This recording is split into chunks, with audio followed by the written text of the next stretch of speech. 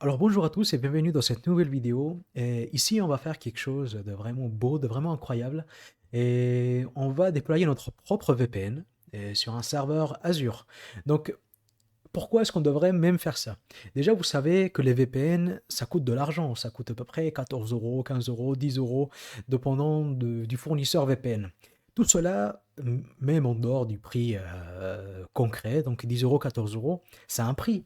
Vos données, et vos données, certes, là, vous ne faites pas passer ça par le grand océan de l'Internet, mais vous faites passer tout par des serveurs contrôlés par quelqu'un d'autre. Et qui sait ce qu'ils font, c'est quelqu'un d'autre avec ces données-là. Parce que certes, c'est plus sécurisé de passer par un VPN, mais est-ce que c'est si sécurisé que ça? Donc, vaut mieux héberger notre propre VPN, donc avec Azure ou même sur votre Home Lab. On pourrait faire ça dans une prochaine vidéo. Et utiliser un VPN open source qui est très connu, que les grandes entreprises utilisent. Ça s'appelle WireGuard. Du coup, et WireGuard, pourquoi est-ce que c'est bien? C'est bien parce que c'est léger. C'est léger et c'est un des VPN les plus rapides. Il y a des benchmarks qui prouvent la différence entre OpenVPN et WireGuard, ou d'autres solutions aussi également. Et WireGuard, c'est le plus gagnant à chaque fois. Donc là, ici devant vous, vous pouvez avoir un benchmark. Vous pouvez voir que WireGuard, c'est vraiment le plus rapide entre tous. Donc on a WireGuard qui est top 1. Après, on a comment ça s'appelle, les VPN classiques IPsec qui sont peut-être faits plus entre site à site ou c'est des appliances genre Fortinet ou Storm client firewall. Ou sinon, vous avez OpenVPN. OpenVPN, c'est catastrophique niveau ça. Vous avez 258 mégabits par seconde maximum et un ping de 1,51. Certes, ça, vu comme ça peut pas paraître beaucoup, mais pour les gens qui cherchent de la vitesse et surtout de la sécurité, parce que WireGuard, je vous dis, c'est sécurisé de A à Z. C'est un des VPN les plus sécurisés. Et donc, du coup, en dehors de ça, donc peut-être vous, vous souciez pas de la sécurité qu'on regarde ou la rapidité qu'on regarde peut donner, mais c'est surtout la qualité du service et surtout le prix, parce que il vaut mieux gérer son portefeuille quoi. C'est tout à fait légitime de vouloir conserver son portefeuille bien au complet. Du coup, nous, dans cette vidéo, je vais vous proposer une solution, c'est d'utiliser des machines Azure. Azure, on le sait, c'est très cher. Pour les entreprises, c'est très cher. Mais ils proposent des crédits gratuits qu'on peut utiliser, c'est jusqu'à 200 dollars, qui peuvent être utilisés gratuitement au début. Et pour les étudiants, bah, c'est encore mieux. Mais du coup, aussi également, ils proposent des VM Always Free. Donc du coup, ici devant vous, vous avez les Always Free proposés par Azure. Donc vous avez 750 heures par mois, ça fait équivalent à peu près une trentaine de jours, 31 jours par mois, dans un mois. Et vous avez des VM B1, B2 PTS qu'on verra après. Et donc c'est plutôt complet, c'est plutôt bien. Donc honnêtement, ça vaut le coup parce que juste avec ça, vous aurez votre propre VPN gratuitement dans le cloud, un cloud en plus robuste, hein, c'est Azure, c'est pas n'importe qui. Donc du coup, on va voir ça ensemble, comment le déployer, comment le configurer, et surtout, vous allez avoir un contrôle total et absolu de toute votre configuration de A à Z. Et surtout, et le plus important, vous allez apprendre. Donc, on y va. Tout d'abord, on va configurer notre VM sur Azure. Donc là, je suis actuellement sur ma console cloud de Azure. Si vous n'avez pas accès à une console comme celle-ci, je vous invite à vous inscrire, c'est gratuit. Il faudra juste une carte bancaire. Certes, c'est pas top, mais ne vous inquiétez pas. Si jamais vous voulez vraiment qu'il vous enlève aucun centime de votre carte bancaire, vous pouvez juste aller dans Cost Management et vous pouvez mettre des limites. Donc vous pouvez mettre des limites toutes basiques, genre des limites de, je sais pas, 1 dollar maximum par mois ou lifetime, toute votre vie, juste 1 dollar. C'est vraiment bien fait. Donc maintenant, nous, ici, on va mettre en place notre VM. Tout d'abord, on va cliquer sur Virtual Machine. C'est ça l'onglet qui nous importe. Donc, on va Create. Ici, on va appuyer ici sur le bouton Create. Azure Virtual Machine. Une fois qu'on a cliqué, on va attendre. Ici, on va sélectionner notre souscription. Donc ici, moi, je suis ici. Donc, on va créer un new resource group. Ça sera WireGuard vidéo. Vas-y, on y va. Ça sera comme ça. OK. Donc, name le nom de votre virtual machine, ça sera du wire, ça sera en minuscule. J'aime bien mettre en minuscule. WireGuard VM. Est-ce que ça passe? Ça passe. Donc, région France centrale, Ability Zone, on laisse comme ça par défaut. On laisse par défaut. Et on va laisser Ubuntu 24. Ça me va très bien. Ici, ça sera les sizes. Donc, les sizes gratuites qu'on a vu tout à l'heure, c'était le B1S et le B2ATS. Donc ça, c'est des différentes machines. Là, vous avez 2 vCPU, 1 giga de RAM, ça suffit très très très amplement. Donc je vais sélectionner celle-là par défaut. Donc 2 vCPU 1 giga, c'est plus que suffisant pour un trafic internet en quelque sorte pour un seul utilisateur. Donc, on va laisser comme ça. Maintenant, as a username, vous pouvez mettre ce que vous voulez. Moi, je vais laisser comme ça par défaut. On va générer une nouvelle clé en mode RSA. Ça sera WireGuard VM Key, c'est bon. Et on va autoriser seulement le port SSH 22. Ici, on va continuer dans Disks. Disque 30 Go, ça suffit largement. Pas Premium, non, on veut du standard. On n'est pas si riche que ça. Donc, on garde, c'est bon. Et Delete Public IP, si jamais on supprime, je vous invite de cliquer ici aussi. Là, je vous laisse découvrir l'interface comme vous voulez. Donc, nous, on peut continuer ici, monitoring, advanced, tags, c'est bon, pas la peine. Et là, on arrive au clap de fin, review et create, qui nous donne un total de 0,010 dollars par heure. C'est vraiment pas beaucoup. Donc, et en plus, cela, cette VM-là, en tout cas, le physique, la VM physique, vous pourrez l'éteindre pendant la nuit si vous voulez. Donc du coup, ça va permettre de réduire encore plus les coûts. Mais par contre, vous allez toujours payer par l'adresse IP publique, le storage, etc. Mais en tout cas, le gros du morceau, qui est la VM en soi, vous pourrez, si jamais vous n'avez pas accès à l'offre gratuite pour X ou Y raison, vous pouvez vraiment baisser la facture d'une manière drastique. Donc passer de 8 dollars par mois à peut-être 4 dollars par mois. La moitié, quoi.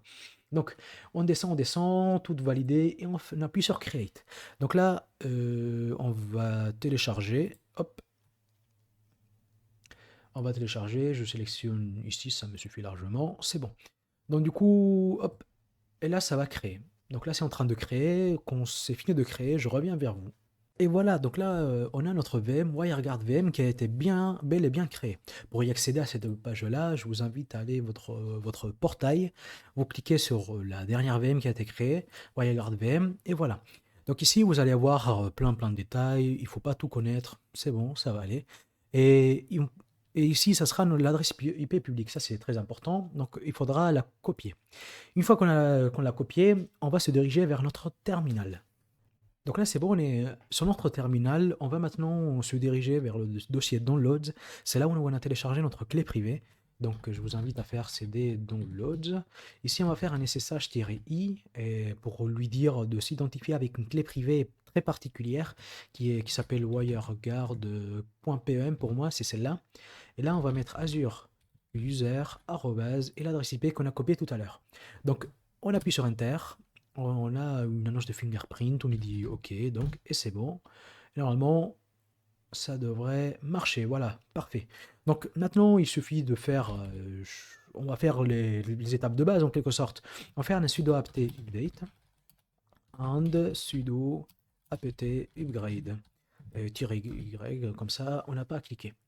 Donc là, c'est en train de mettre à jour la VM. Ça va prendre un peu de temps parce que apparemment Azure ils utilisent des templates un peu anciennes, donc il y a pas mal de mises à jour. Donc il faudra bien entendu juste après faire un reboot parce qu'il va télécharger un nouveau kernel. Et ce nouveau kernel, il doit être rechargé. Ça va permettre de charger ce nouveau kernel parce que sinon, il ne va pas recharger. Donc je vous laisse cela pour l'instant et je reviens vers vous juste après. Donc du coup, maintenant qu'on a fini, on va faire un sudo reboot, comme je vous ai dit tout à l'heure.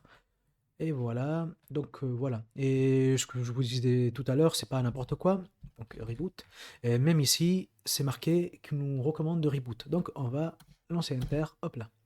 Donc là, on va attendre quelques secondes. Les machines de chez Azure, vous connaissez Azure, c'est plutôt rapide. Donc le temps que je finisse de parler, normalement, ça devrait être déjà rebooté.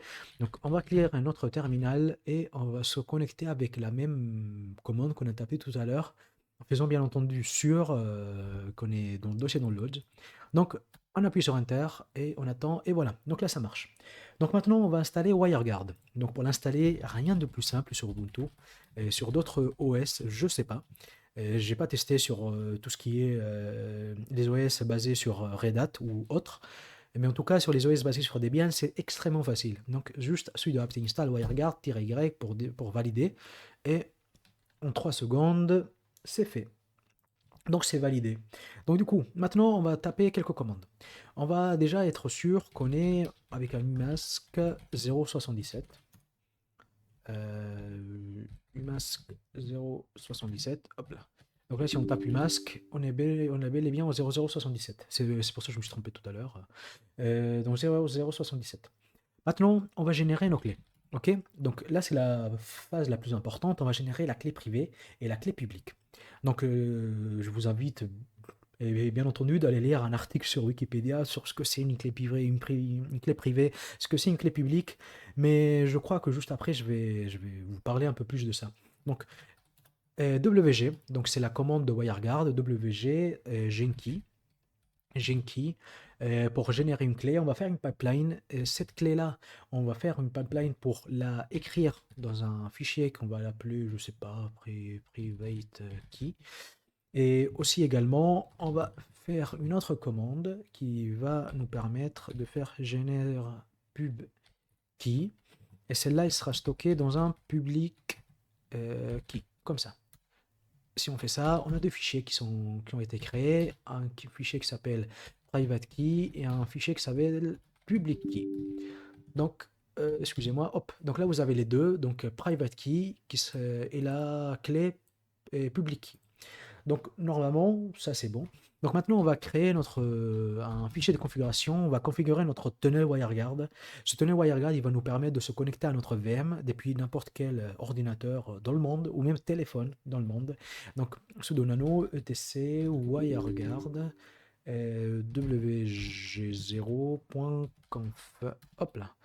Donc ça, c'est un fichier qu'on va créer de zéro, qui est vide par défaut. Donc on va écrire ça. Donc je vous invite à écrire ça rapidement. Interface listen port 5820. Ça, c'est le port par défaut qui va être écouté en UDP. Donc maintenant ici également, on va rajouter un private key. Donc ici, vous allez deviner, il faudra copier-coller le private key qu'on a créé tout à l'heure. Ok. Hop. Donc on descend ici. Et on colle ici. Parfait. Donc là, c'est bon. On a fini notre configuration WireGuard. Et maintenant, qu'est-ce qu'on va faire? On va activer le routage IPv4. C'est-à-dire que là, actuellement, si vous connaissez un peu en Linux, lorsque un paquet rentre dans un système Linux, il y a trois types de décisions que peut prendre Linux, le kernel Linux en soi. Donc iptables, c'est sudo, voilà. Donc soit le paquet, il va pour lui-même, input, soit il va pour quelqu'un d'autre, du coup il va le forward, soit il va à l'extérieur, donc en output. Donc je ne vais pas expliquer plus que ça parce que c'est pas un cours de Linux, mais voilà. Donc ce qu'on doit faire, la chose par défaut, c'est que Linux n'est pas un routeur. Du coup, il faut lui dire que si jamais tu reçois un paquet pour quelqu'un d'autre, que sois sympa, essaye de le router à quelqu'un d'autre. Donc on va être route, parce que sinon la commande elle va pas marcher. On va taper cette commande.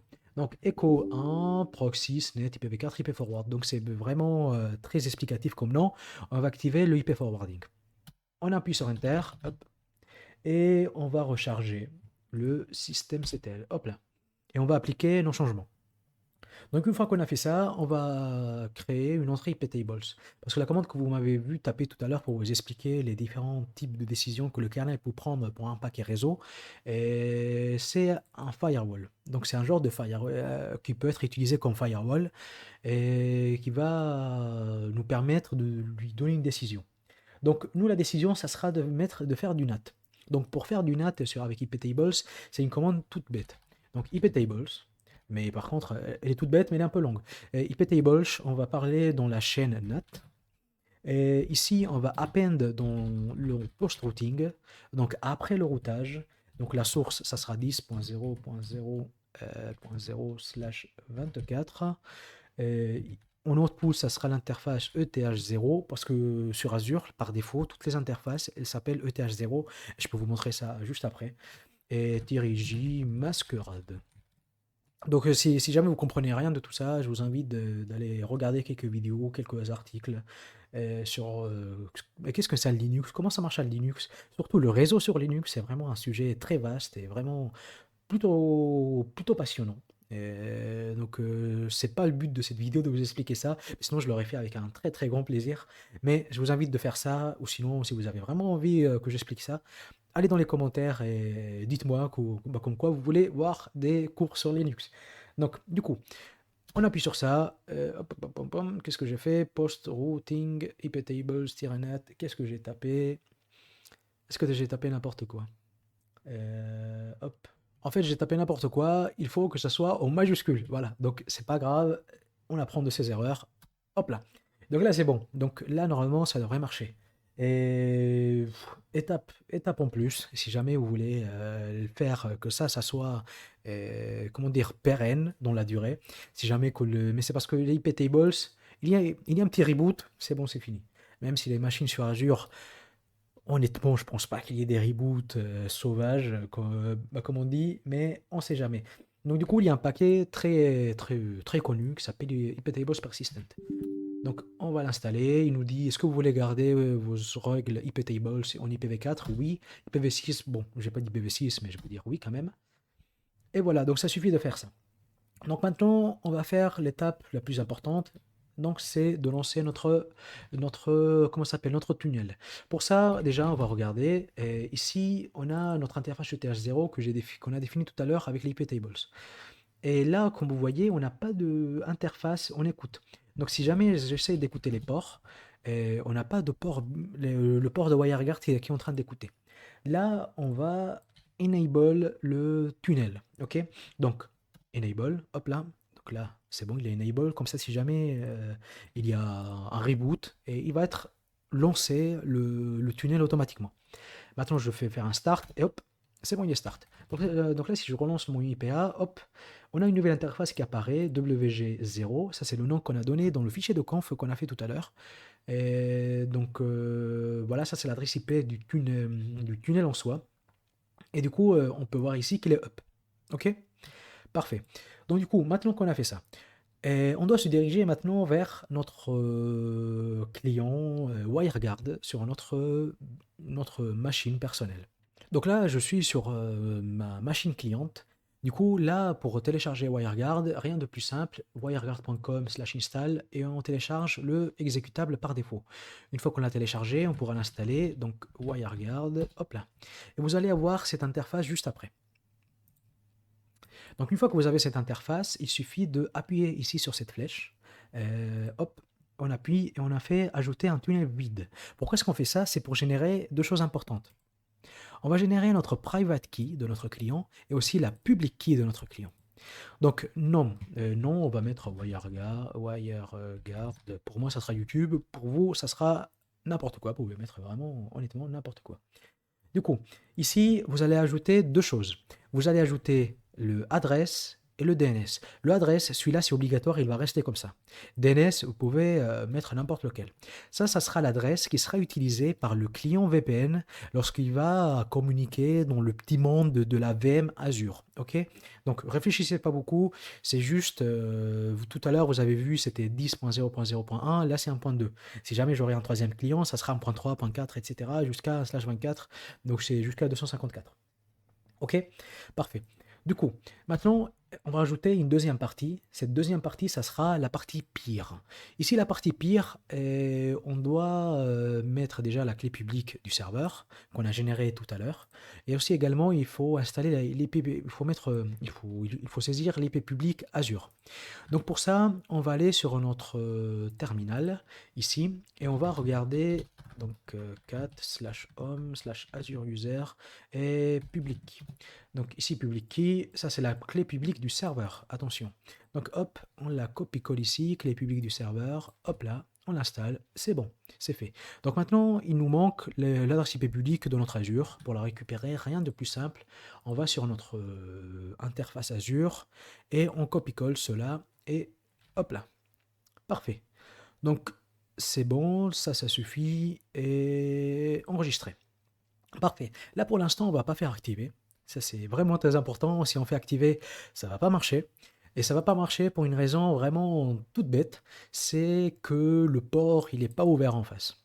Certes, là, le port, il est en écoute. Ici, dans notre terminal, si on fait un SSS la UNT, le port, il est en écoute, en UDP. Donc, il est prêt à recevoir des... Ah non, excusez-moi, c'est par ici. Il est prêt à recevoir des connexions. Ok. Mais par contre, Azure, le firewall, le grand firewall de Azure, il ne permet pas la connexion. Pour permettre la connexion à n'importe quel client de n'importe où, partout du monde, il faut autoriser le port. Donc il faut ouvrir le port. Pour cela, on va aller dans WireGuard VM ici. On va cliquer sur Network Settings. Network Settings, une fois qu'on est dedans, et on peut descendre un peu en bas, on fait Create Port Rule. Ici, on va créer un inbound port rule. Inbound qui signifie entrée, outbound qui signifie sortie. Sortie par défaut, tout est autorisé normalement. Donc, en tout cas, tout ce qui est important, HTTP, HTTPS, DNS, SMP, etc., etc. Et inbound, il n'y a rien qui est autorisé. C'est comme ça que ça marche. La sécurité, c'est on n'autorise rien par défaut et on autorise au fur et à mesure. Comme par exemple, là, vous avez SSH. Quand vous avez créé votre VM, vous aviez et trois différentes options. Quel port vous voulez ouvrir, soit du SSH, soit du HTTP, soit du HTTPS. Nous, on a juste sélectionné du SSH, il a bien créé, donc port 22. Donc, il boot port rule, on va cliquer ici. Et du coup, source any, source port range any, parce que ça peut être n'importe quelle porte source. Ça, c'est totalement, comment dire, on peut pas le deviner. Du coup, destination port range, ça sera tout à fait celui-là, 51820, pas en ENI, on va l'autoriser juste en UDP. Voilà, donc la description, on peut WireGuard, port, et je vais marquer YouTube. Donc voilà, add, et là normalement ça devrait marcher, sécurité rule, on va attendre quelques secondes et ça devrait marcher. Donc bien entendu, maintenant il nous reste la configuration quasiment la plus importante de toutes, c'est de autoriser le pire en face. Donc pour autoriser le pire en face, on va utiliser on va modifier encore le fichier de configuration de WireGuard. Pour cela, je vous invite de faire ça. Donc on va se diriger vers notre fameux terminal et on va modifier le nano etc WireGuard ou WG0.conf. Ici, on a juste l'interface. Maintenant, il faut rajouter un peer. Donc pour cela, on va appuyer ici, peer. Donc, et il nous faut la clé publique du client. Donc ici, comme vous voyez, Allo IPs, donc c'est l'adresse IP qui sera autorisée qu'on a définie tout à l'heure dans la config. Et pour récupérer cette clé publique, comme on a défini tout à l'heure, il faudra faire ça. Donc je vous invite à récupérer votre clé publique ici. Donc c'est bon, annule. Donc là c'est bon, vous pouvez juste CTRL A, CTRL C, vous PC sur enregistrer. Et là, si on part sur notre fameux terminal à nouveau, et ici on devrait maintenant copier-coller, c'est bon, hop, hop. Et maintenant si on relance notre tunnel, on devrait pouvoir voir qu'il est toujours up, hop. Et que maintenant, si jamais on veut lancer notre WireGuard, je suis en train de me mêler les pinceaux, c'est pas grave. Si jamais maintenant on veut lancer notre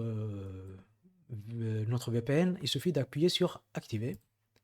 Donc là, on est connecté. Donc il y avait même un petit coche qui nous rassure un peu qu'on est sécurisé. Et là, on commence à voir qu'il y a du transfert, du reçu, comme quoi ça marche à peu près. Du coup, on va aller sur notre navigateur, on va aller ici, et on va aller sur What's My IP, n'importe quoi. Hop. Et là, comme vous voyez, je suis à Paris, alors que je suis absolument pas à Paris. Et si je veux, j'aurais pu être à Rotterdam si jamais j'aurais pu choisir Azure quelque part. Et donc là, c'est l'adresse IP de Azure. Donc là, ça marche très bien. Et ça marche. Voilà, tout à fait. Donc voilà comment installer WireGuard de A à Z sur une machine virtuelle Azure. On est passé un peu partout. On est passé de la configuration à l'installation. On a même expliqué un peu ce que c'était quelques concepts Linux. Pas très en détail, mais si jamais vous voulez plus de détails, n'hésitez pas à aller dans les commentaires et me dire Mohamed, je veux voir ça en détail. Explique-nous un peu plus. Je le ferai avec un très grand plaisir. Donc, likez, abonnez-vous, ça c'est le plus important pour ne rater aucune prochaine vidéo. Et je vous dis à la prochaine vidéo. Et donc, au revoir.